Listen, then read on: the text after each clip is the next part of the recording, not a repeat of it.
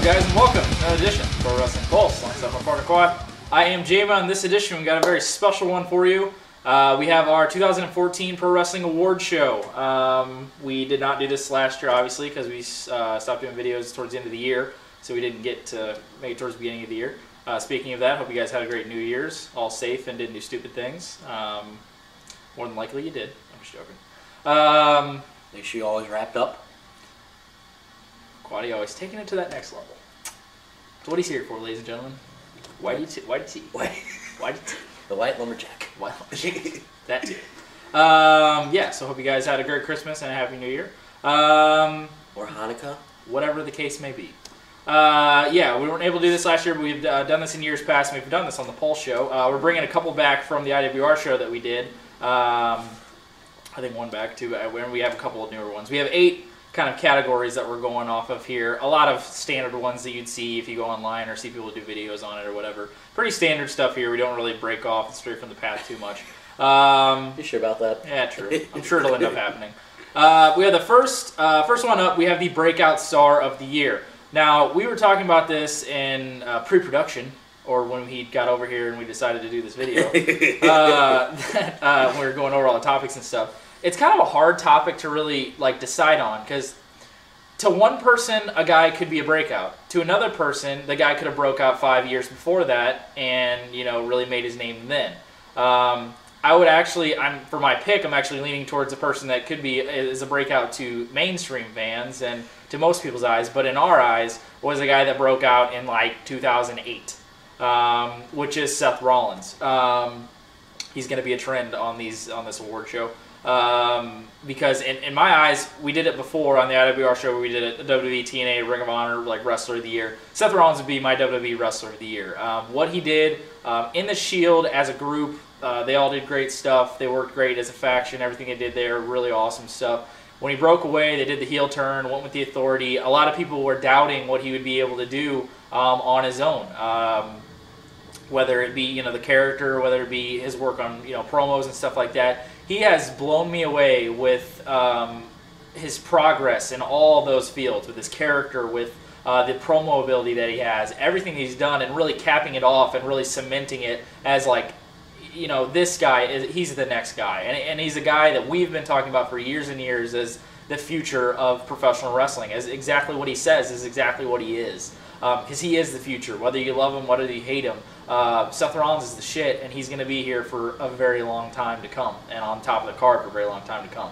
But like I was saying, this last Raw, which I text Quaddy as soon as it happened, that ending segment where they brought the Authority back, and he was threatening to fucking break Edge's neck and shit like that. The character and the ruthlessness and the heel that he plays, which is the best heel in professional wrestling by far, is outstanding and is so much more than I thought he was capable of. Because I knew he was capable of, finding his way here and there. I thought it would take him a little bit of time to, really get, his feet underneath him and finally, get a character going, work on the promos and this and that. He is confident.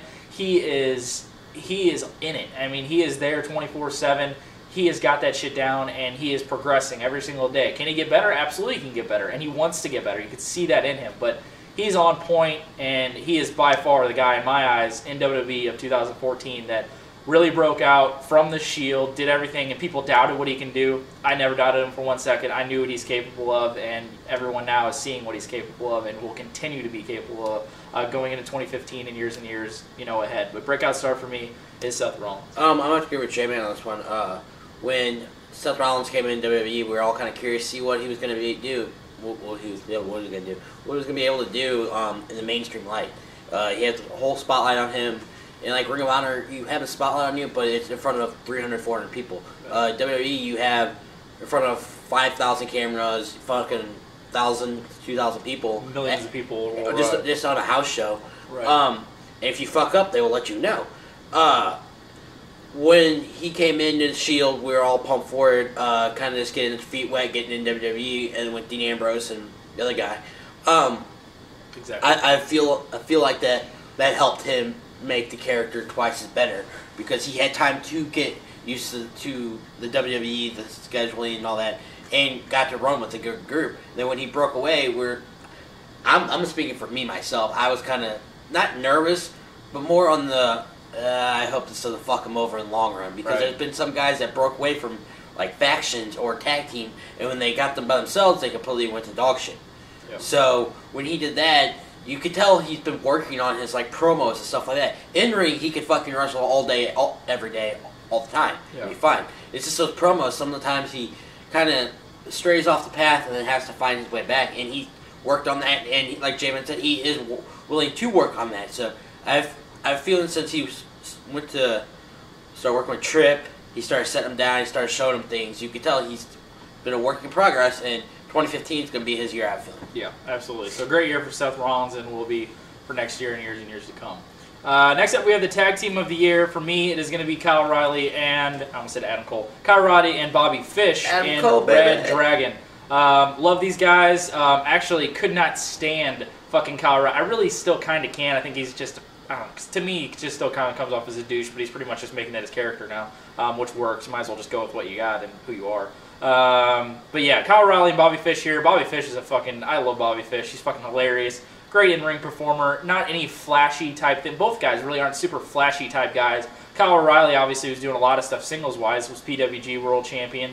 So really kind of breaking out on his own, which really a lot of people go with that last year and this year for Kyle O'Reilly. But together has just melded into just an outstanding tag team. And really a tag team that is shades of what we've seen in Ring of Honor's past, of guys that you get in there and you know are going to deliver every fucking time you get them in the ring. Guys like you'd always think of the Wolves and the Kings of Wrestling and the Briscoes and all those kind of guys, Cena and Jericho's back in the day.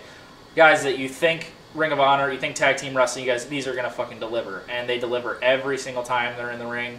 And yeah, just love these guys. The matches they've had with the Bucks, the matches they've had with the Briscoes, everything they've done in PWG, singles-wise too. They both have, done some good stuff singles-wise over in Japan. What they've done with like the time splitters with Alex Shelley and Kushida, Robert.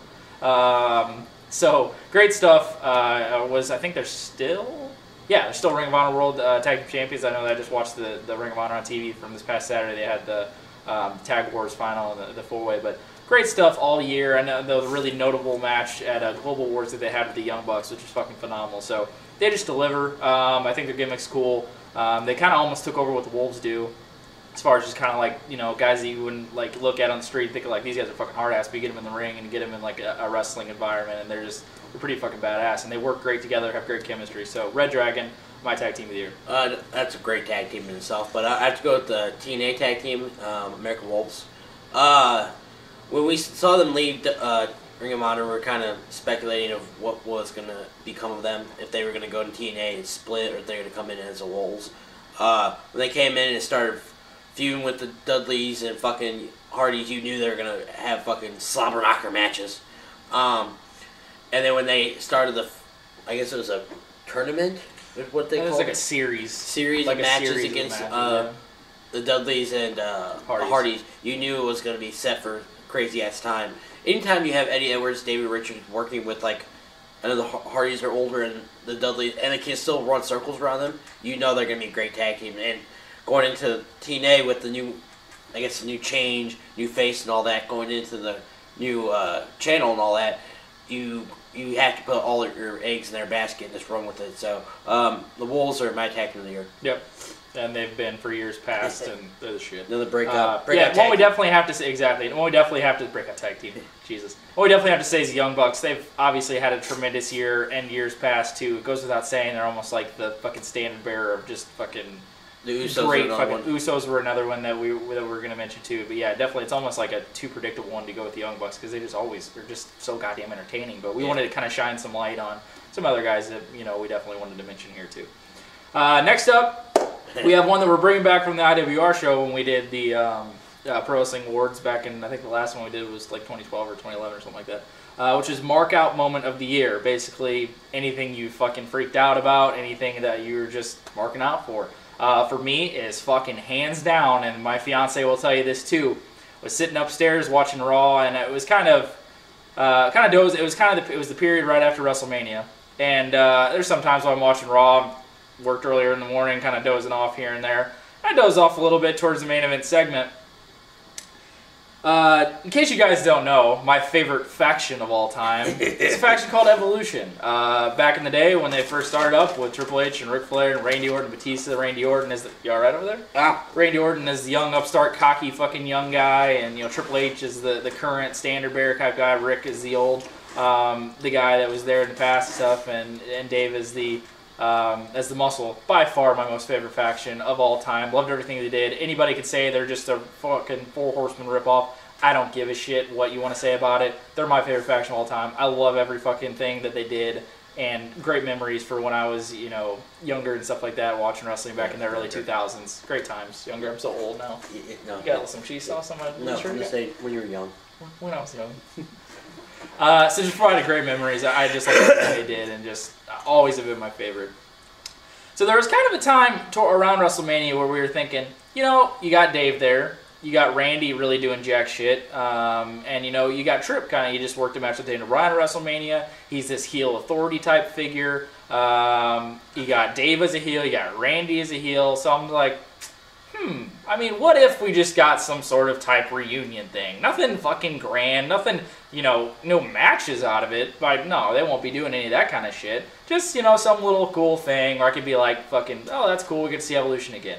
No, we got a full-fledged fucking return. As soon as I saw or heard the fucking opening song, the fucking Motorhead song by Evolution, or the Evolution song with the fucking clocks ticking, I literally shot straight the fuck up out of my bed and was fucking spinning in circles around my goddamn room. I fucking love that song. It's tied with Edges as like my favorite fucking theme song of like all time. As soon as I heard that, I freaked the fuck out. All coming out, fucking rolling the sleeves up and going, taking out. I think they took out the Shield that night. They took out the Shield. Fucking freaked the goddamn fuck out. It was so amazing. And then the run that we got with them to get them back as a fucking tag team, to feud with the Shield and put them over, was fucking awesome. It just goes without saying. It's like the one thing I've always talked about, like, God, it'd be so fucking cool if we could ever get like just a reunion. To have them come out, it's like I hear the fucking song again, and they all come out in fucking suits and shit, and we get to see that. And we got to see that too on, the next week where they all came out, like the start of Raw, and wearing all the suits, and Randy rocking the suit, first time he wears fucking pants in like 8 years. Coming out and cutting a promo, all fucking, oh God, it brought back so much nostalgia for me, just coming back and thinking of all the old school times, Tripp coming out with the title, and Randy coming out with the IC title, and fucking Rick and, Dave doing their old, it's so fucking awesome. It just brought me back to the good old days, and it was just so fucking cool to see that. So Evolution's return, after WrestleMania, just by far my markout moment of the year.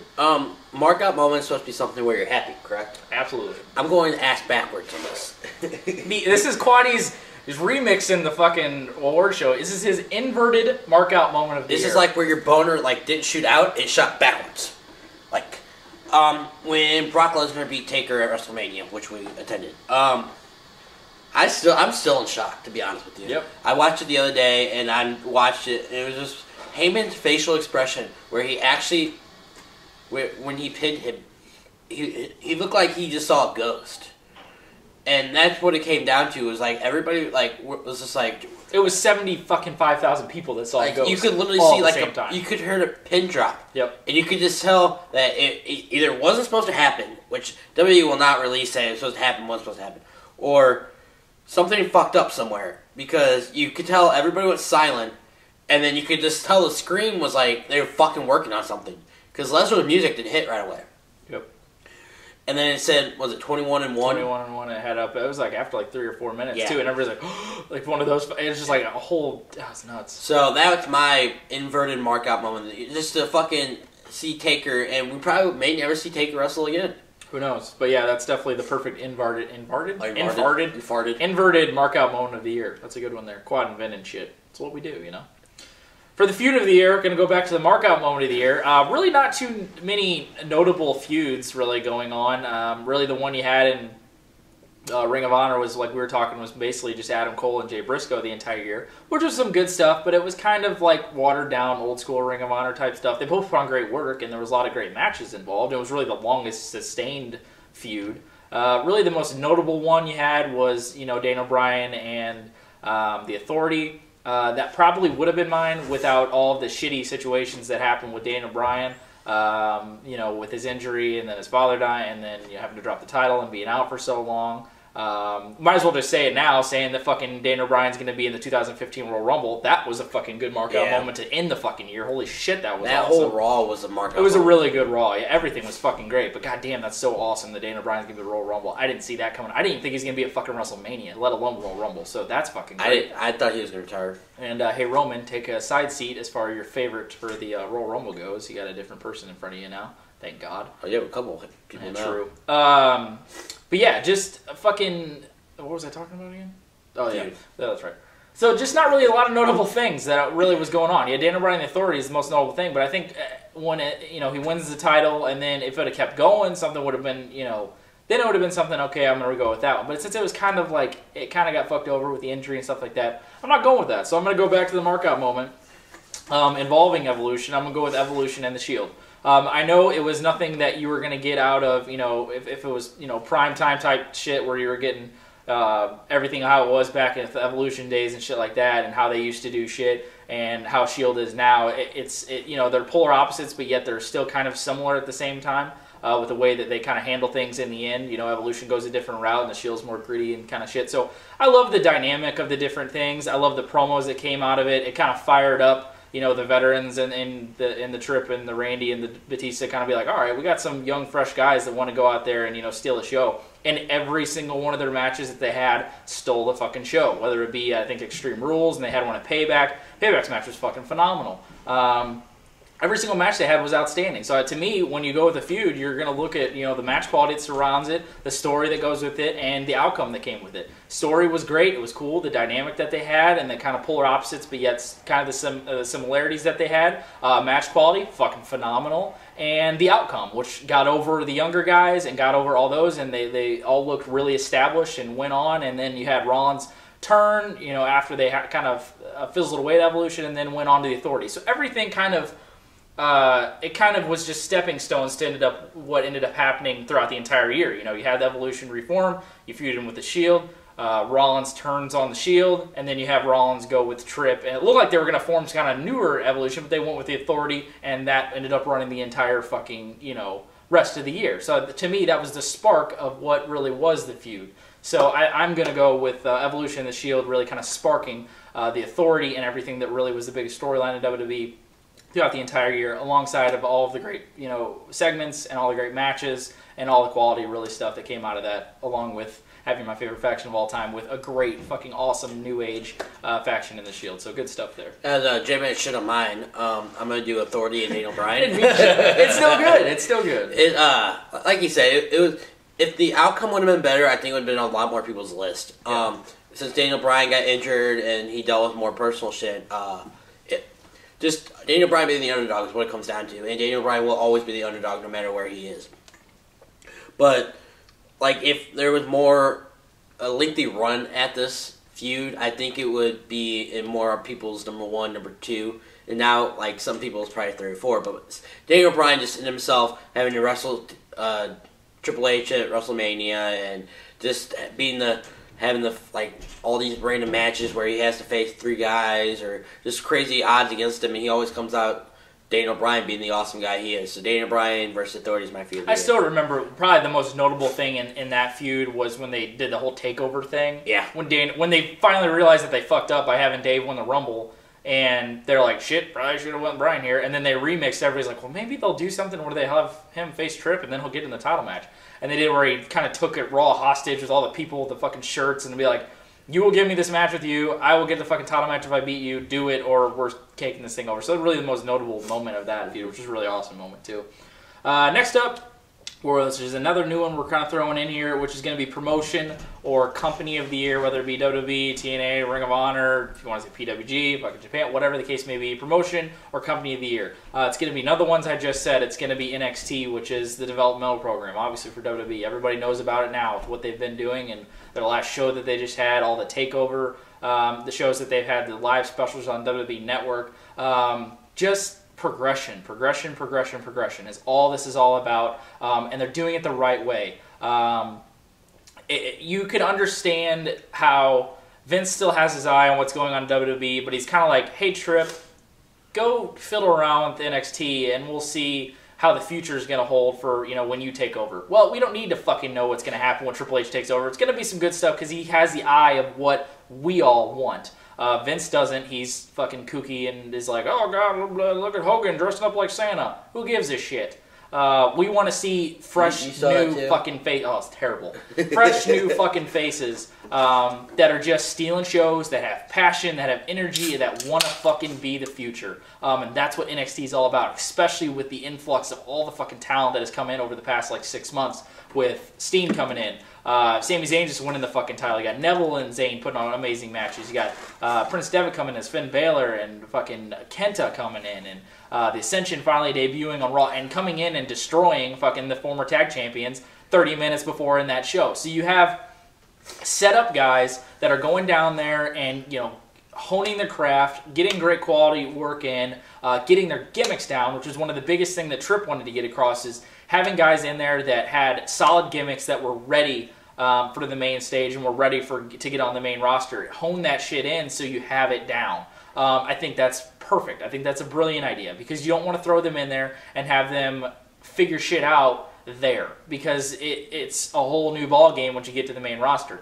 Hone your craft, get your shit down, get the gimmick down, get the character down before you get there, and then you look like a fucking stud before you get there because you kind of have all these little rumblings. Because as we were talking about on a previous show or something like that, it's their, I think Quaddy mentioned it, it's their own independent company inside of WWE. So you make rumblings for kind of the people that are starting to watch on the WWE network and, the people that have the fan base of like, hey, have you seen NXT? You should go check it out. It's on the network. Like, oh, cool, I'll go check it out sometime. So it's almost like they have their own little thing, their own little cult thing to talk about, and they get built up as WWE wants to build them up, and the characters that WWE creates to make their own kind of internet darlings and kind of make their own kind of, hey, check this shit out, because when they come here, they're going to destroy. And that's exactly what we saw with the Ascension. If nobody has seen NXT, they don't know who the fuck the Ascension are. They see the couple vignettes, they come in as soon as I saw them, oh, they're going to fucking destroy whoever they get in there with. And some people will be like, who are these fucking blah, blah, blahs? They go in there and take out the tag team champions in 30 seconds. They're the former tag team champions a half hour before in that show in 30 seconds, and now they're fucking studs. It's so awesome that we have guys that normally would come up, be jobbers for fucking a year and a half, and finally get their due. But since they work on their shit, bring them up, and then that's the shit, that's where it's at. So I think it's just brilliant. I love the progression. I love how it's formulated, the fucking match quality, the talent that's down there, the characters, the stories they're telling is all great stuff, and I think it's only going to get better. Coming in 2015 with how 2014 ended, it's only going to get better. Because if you guys don't know shit about Kevin Steen and El Generico, Sami Zayn and Kevin Owens are about to tell you all fucking about it. Because just wait to see what they fucking do. And not to mention everything else that's going on. So NXT, I would say by far my promotion or company there. I have to agree with you, man. NXT is like the minor leagues is what I've literally determined in my head. Because you have guys like a Tyson Kidd who was in WWE who was sitting in the back with his finger up his butt. And it's like the NXT is a program where they really don't care about how much money they're making. They just do it for the love of the company and love of wrestling. Because you have guys like Kevin Owens and Sami Zayn who were in Ring of Honor and all this, could have gone to somewhere else and made more money, but they wanted to go to WWE, start NXT, make themselves as awesome as they can to go to WWE and fucking destroy. Yep. And like J-Man said, back in the day, when it was FCW and all this, and Ohio Valley Wrestling and all this, you just go there, you just really wrestle with in front of not a whole lot of people, go to WWE, get fucking destroyed, be jobbers for a year and a half. And now WWE's realized, hey, if we put this on TV or on the internet and people start realizing these guys are good, maybe they'll start buying more merchandise. So that's more money for you guys. That's brilliant. Good job, Tripp. And like J-Man said, when you have guys down there that were destroying the indie scenes and then flopped over WWE, you have guys that just watch indies going, oh, I'm going to buy the network just so I can watch Kevin Owens and all this. Yep. Oh, and who's this Kevin Owens? Let's Wikipedia him. Kevin Steen used to wrestle in Ring of Honor.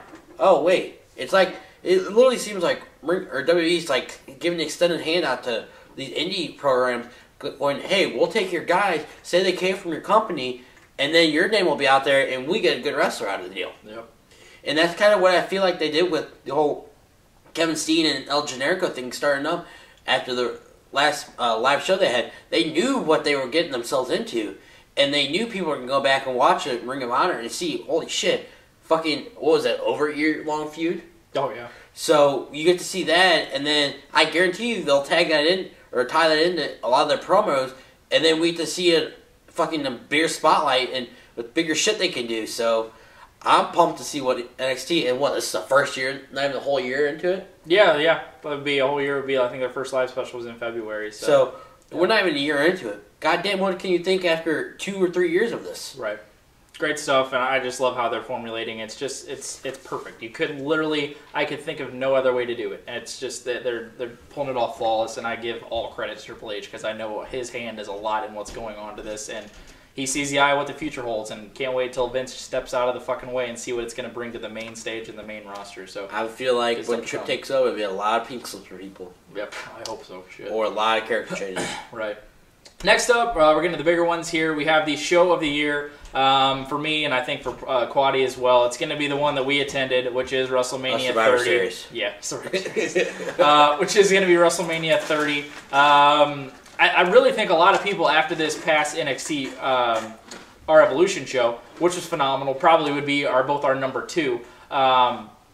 Which was fucking great. The show kicked ass, the match quality, everything we're talking about, the storyline progressions, the bigness of being on a little stage but still feeling really fucking epic. To me, that's what I think about. When we were talking about this and before we did the video, pre-production, before we did the video, about how, in my eyes, how I look at it when I say, okay, show of the year. To me, like, I could go sit down and watch any ordinary fucking PWG show if I wanted to order it and see best quality fucking wrestling. I mean, yeah. That's what you're going to get out of a PWG show. Or you go, check out a Ring of Honor show or go check out a New Japan show or something like that. So, I mean, I can do that anytime and just see wrestling quality. Yeah, I can do that. And yeah, that's a fucking awesome thing. That's what most of the cases we want to see is quality wrestling.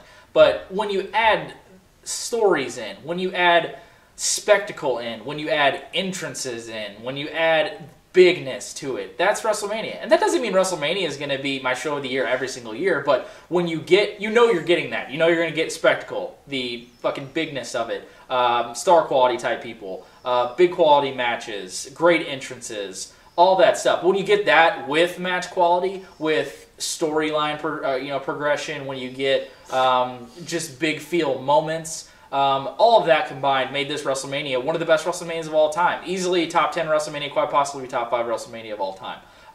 So I think a lot of people are kind of overlooking that. We went live, so it was probably going to be ours no matter what. But yeah, just what you had here, you had one of the most shocking and biggest moments, if not ever in wrestling, one of the biggest ever in wrestling, with The Undertaker's streak being broken by Brock Lesnar in a terrible match, but still the streak being broken. Never thought I'd ever see that. Daniel Bryan and Triple H kicking off the show with an awesome fucking match. Actually, kicking off the show, we had kind of the Mount Rushmore wrestling kind of make, no, not Adam Cole, the Young Bucks, and Kevin Steen, which would have been badass. Really the Mount Rushmore, the big face of wrestling with Rock and Stone Cold and Hulk Hogan starting out the show and fucked it up with Silver Dome, didn't know where the fuck he was at. That was still a really cool moment, still kind of adding in the big moments that you need to see at a WrestleMania. Goddamn, the entrances, fucking alone. Those would be some of the most mark-out moments of the fucking year. Fucking Bray Wyatt's entrance live kicked ass with that fucking band that they had play him out. Randy Orton's fucking live band. Nobody knew about. Yeah, which we didn't even have a clue was going to be in, was fucking awesome. Everything they had, Triple H's entrance kicked ass. The Undertaker's entrance was fucking amazing, as it always is. So everything you had there was fucking awesome. And then the main event, and then having the boyhood dream type thing of Daniel Bryan winning the WWE World Championships. To say that we saw, if we would have said this 5 years ago, hey, we're going to go to WrestleMania alone. And then the main event, we're going to see fucking Daniel Bryan, at the time Bryan Danielson, win their world championship in the main event. Oh, okay, you're fucking retarded. Yeah, that's what we saw. So, I mean, let alone, you kind of step back and think of it like, wow, that was fucking amazing.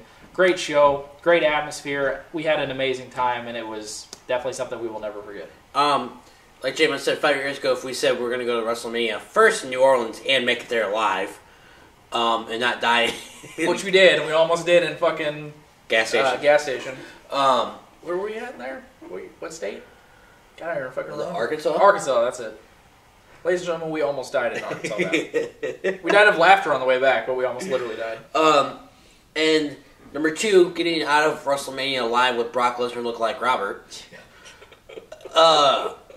Just the whole atmosphere, and like Jamin said, all those like the big names on that, and then we had to also include the live atmosphere of seeing everything. We were down there for a day before, so we walked around and we just hung out, and we just saw. You could just see all the wrestling fans, and we saw a lot of people like dressed up as wrestlers, and we just walked around, took random pictures, and we had fun, and that also adds to that atmosphere of the whole live event. Of it wasn't just like some like random show where we went to a gymnasium like we've done before.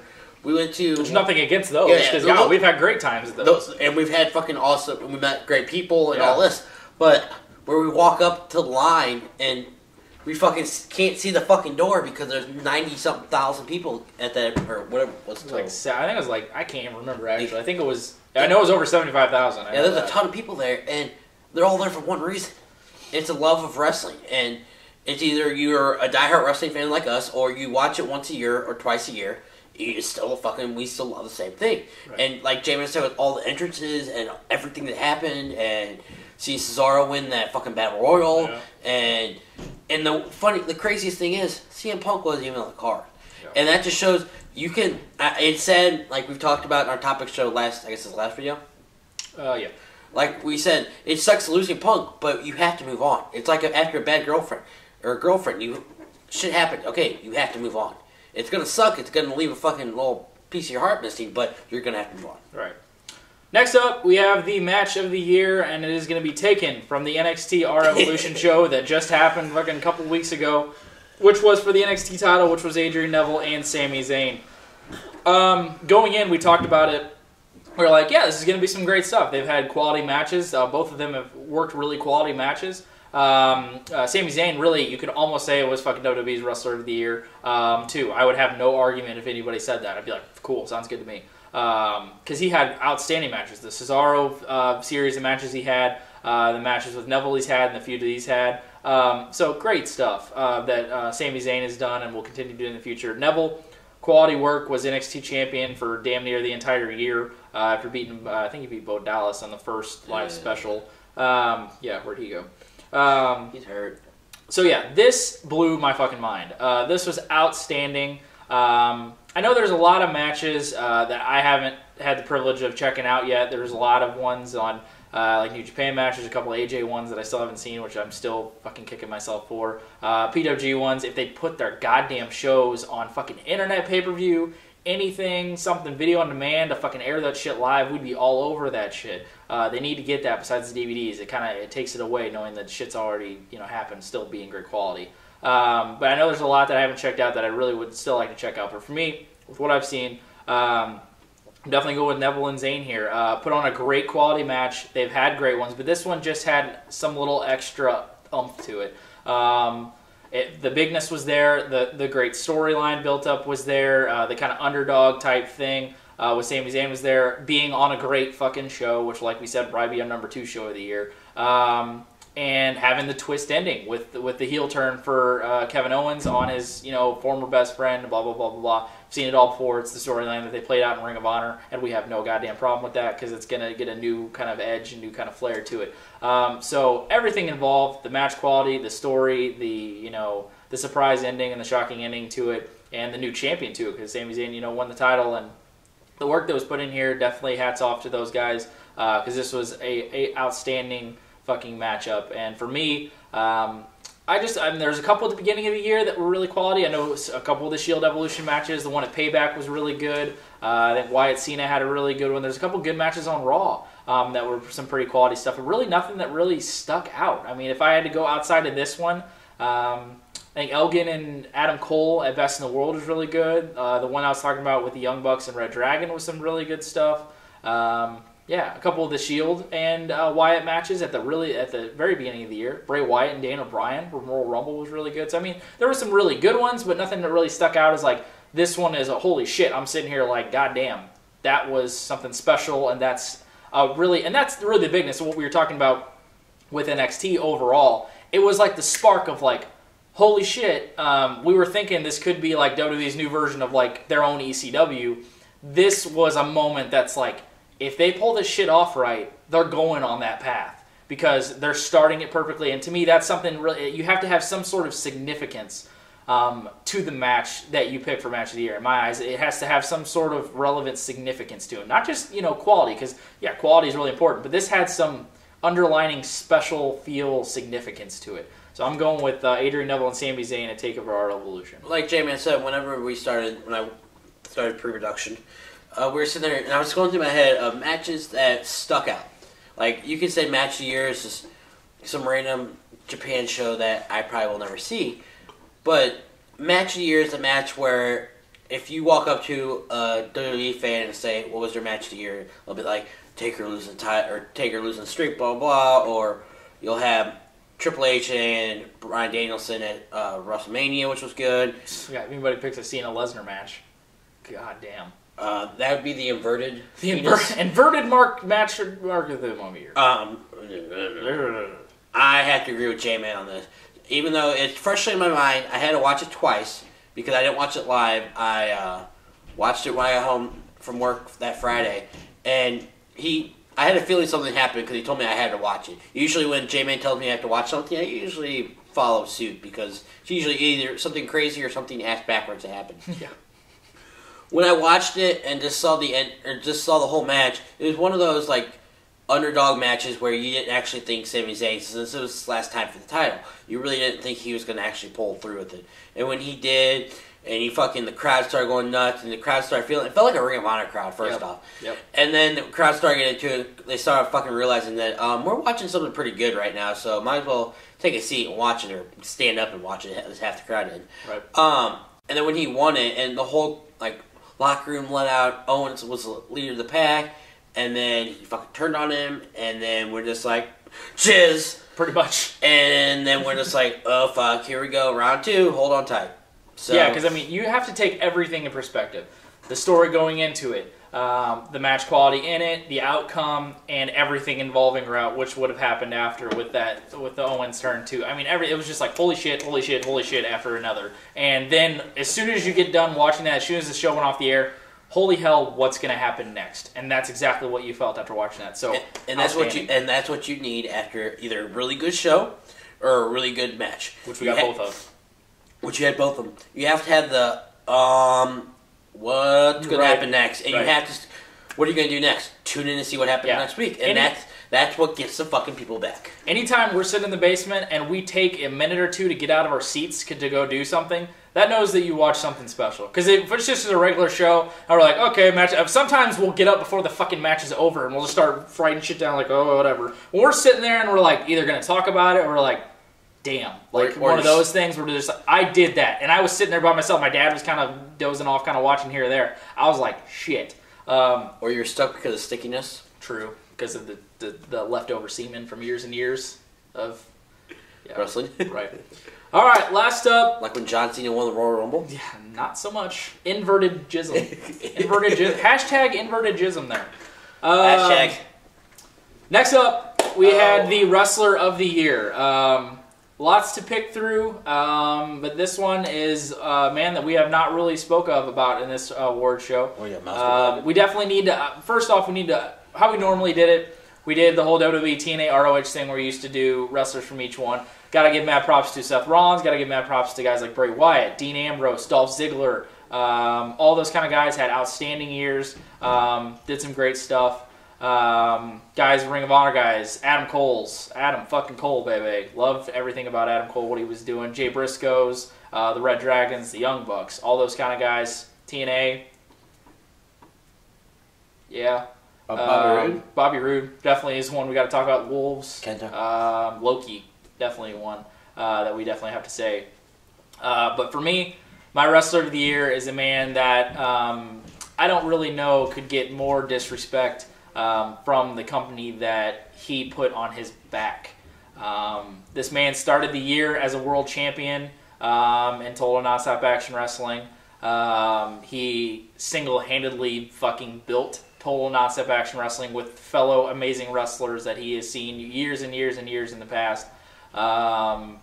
Didn't work out in TNA, kind of a mutual thing, kind of a hey, you don't deserve a thing, kind of a hey, Dixie Carter, go suck a dick thing. because you don't know what you're fucking messing with here. And he went out there into the world of professional wrestling, wherever he can go, and he proved people wrong. He blew minds, and he was simply fucking phenomenal. My Wrestler of the Year is the phenomenal AJ Styles. Back to my boy. That's just what the case may be. Anytime he got in the fucking ring, and I'll say it time and time and time again, you can go back to Fat J-Man 4 years ago talking about it. When you get the phenomenal AJ Styles in the ring, nobody can touch him. No one can. He is by far the best in-ring performer, quite possibly since Shawn Michaels, that I've ever seen. Nobody can touch him, and nobody has come up that can touch him, and nobody still can touch him at 30-something, almost 40 fucking years old. He went out and blew my mind of what he can go out of his comfort zone. Went over to Japan, won the fucking IWGP title. What letters? Yeah, we got it right, IWGP title. The only second American to ever win that, besides Brock Lesnar back in 2002. Held the title there for a shit ton of times. Went back into the indie circuit in North America. Went to fucking Ring of Honor. Back to home in Ring of Honor. Had amazing matches. Had great matches with Michael Elgin. Joined the fucking Bullet Club, the hottest, most known fucking faction, over in Japan, and was the leader of that as a champion. Had kick-ass matches that I still haven't even seen a lot of. I know a lot of the G1 Climax matches, the tournament that he had, just fucking blew minds, and I still want to go out and fucking see those.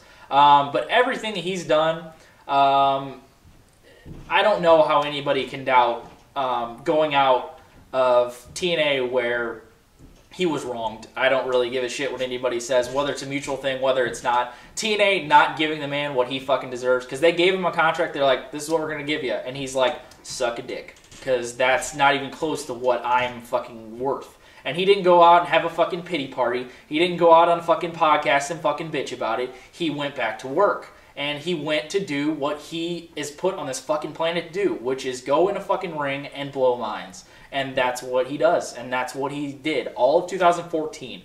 Whether it be in North America and Ring of Honor, returning to PWG, random fucking shows here and there. I think he had a random show, I think, at a TCW show, or 2CW show with fucking Kevin Steen that was phenomenal. All the work that he did in Japan, I don't know how anybody else cannot say hands down the Wrestler of the Year is the phenomenal AJ Styles. For me, it's back to my boy, phenomenal AJ Styles, 2014 Wrestler of the Year. I have to agree with J-Man on that, but mine's a different person. I agree with J-Man on all the aspects of AJ Styles not going fucking pity party, going on social media, look at me, I didn't get what I want, blah, blah. But there's a guy who we saw live, and he's a creepy motherfucker. This is my Imagine Lantern. Imagine Dragon. That shit's gay. But I'm going to with Bray Wyatt. When you can have a promo and sing one song, and then you lead all the fucking sheep to sing it every time you come out. And lead children. And lead children. Children. Which, did we see that live? We saw that live. Which fucking kicked ass. So, when you can do that, and then you face of the WWE or the fucking biggest bitch of the company, John Cena, and make him look like a fool, you're hands down fucking Wrestler of the Year. And then when you have matches like he did, and for a big guy that can go like that, what I'm waiting for is seeing Bray Wyatt and Kevin Owens in a match. I'm all for and that. I think everybody's on board with me. It's funny because when he debuted, somebody in the Pulse said he looked like Duck Dynasty. God, Robert. Motherfucker. So now he wants him to be world champion. Now he wants to be world champion. But when you can do that, you can change it from people not really giving a fuck who you are. Chanting fucking, oh my god, I can't even think of his old name. Chanting Husky Harris at him when he first debuted. Fuck all of those people that did And then when he pretty much can just change your mind on what he says because you realize he's speaking the truth. And what he will lead you to the fucking out of the dark and then all this crazy shit he does. And then fucking having like the two creepiest motherfuckers, Luke Harper and Eric Rowan, with him. And then just the vignettes they had, and then him going missing, and then him come back in Hell in a Cell with the fucking lantern in that ring. God damn. It literally felt like a Mankind That's Undertaker. another Markout moment of the year we didn't even talk about. Yeah. That Return to Hell in a Cell. Holy shit, that kicked ass. Like, that's another, it's like a fucking Mankind Undertaker mix right there. Yeah, that's a really good, yeah. And that's what it comes down to. And when he's been in his character for what, a year? Well, I mean, he did it in NXT too, so probably about 2 years, 3 years, something like that. Another NXT thing. Yep. When you can have him start doing that, and then having all these people jump on the bandwagon, and then he just realized, he's like, look at all these sheep behind me. So Bray Wyatt, my wrestler of the year. Great choice. Definitely a great choice there. And I still think Bray Wyatt's best time is still to come. Because there's big talks of him coming up too. Big talks. And we won't get into that yet because the road to WrestleMania has not started yet. So we'll get into that shit coming up soon.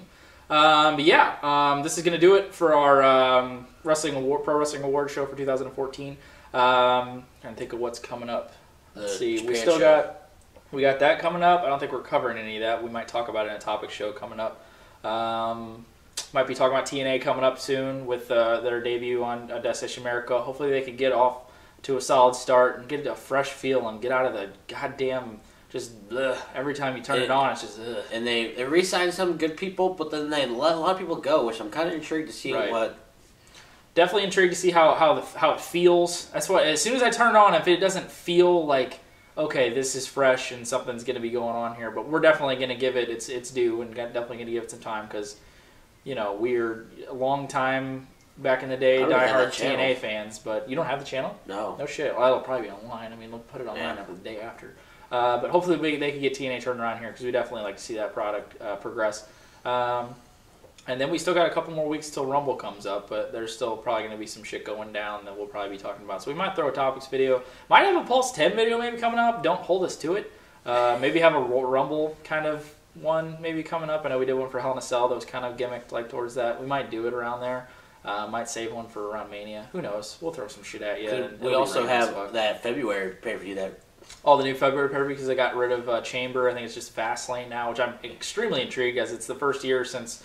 I think we've decided 2007 that it wasn't a chamber-based pay-per-view because back when it was No Way Out, before it was Elimination Chamber, they still had, in 2008, they started doing the chambers, and I think they're talking about moving it back. But we'll see how that goes. That should be intriguing to see what that's still time to come after Rumble and stuff like that. But might throw a topics video out towards you guys. Don't hold us to it, but I'm sure we'll figure some shit out. Might do a different type one, maybe a Pulse 10 something. We'll figure some shit out. We'll wing it. In our pre-production, maybe we'll plan it out. Or as I like to call it, hey, Quaddy, you want to come play the new NHL game? And then be like, oh, yeah, that sounds cool. And then we'll sit down and, I guess we'll do a video. Or Quaddy comes over and eats, and J-Man's like, I'm not eating. Quaddy, don't you remember your secret stash of shit you have over in the closet? Oh, yeah. Oh, good. Yeah. So, yeah, we'll figure some shit out coming up here. We got some time before Rumble, which is like 6 weeks after fucking TLC or something like that. It's fucking nuts. A lot of time. But yeah, so this will now wrap up our 2014. Make sure you check out Robert's Sports Show. Yeah, make sure you check out Robert's Sports Show. Maybe he'll stand in front of a sheet with a giant ass orange shirt on and cook some pork steaks again. Hey, Quaddy may be coming out the video soon too. What's that? Quaddy? What's Quaddy doing? We never know. Why did he? I pity the fool who don't watch the Quaddy Show. I pity the fool who doesn't cook pork steaks and make a fucking video. Tamaso Sachiampa. Looks like a pumpkin. Yeah, so wrap up our 2014 Pro Wrestling Awards. Yeah, for my partner Quaddy, I am J-Man. Thank you for watching another edition of Pro Wrestling Pulse, the Pulse, professional wrestling world.